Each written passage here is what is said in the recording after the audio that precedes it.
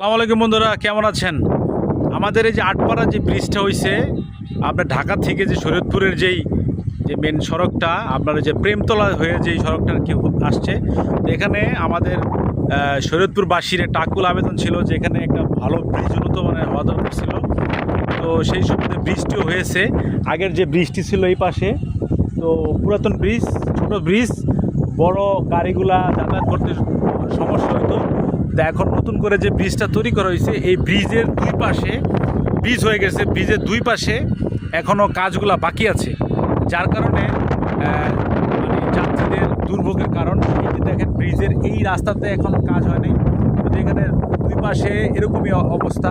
যে কাজগুলো সম্পূর্ণ করে সংশ্লিষ্ট কর্তৃপক্ষের কাছে আমার আকুল আবেদন, যেন রাস্তাটা অতি শীঘ্রই দুই পাশের পাড়গুলা বাধাই করে ঢালাই করে সুন্দরভাবে যে করতে পারে। তাতে কি হবে, আমাদের এই যে ঝুঁকির মুখে থাকবে, যে অ্যাক্সিডেন্ট যাতে না হয়।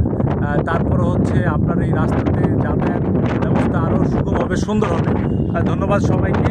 শরীয়তপুরের সংশ্লিষ্ট কর্তৃপক্ষের দৃষ্টি আকর্ষণ করছি। ধন্যবাদ। এই যে দেখেন, যাওয়ার সময় কত কষ্ট হচ্ছে, এই যে যাচ্ছে যদি সুন্দর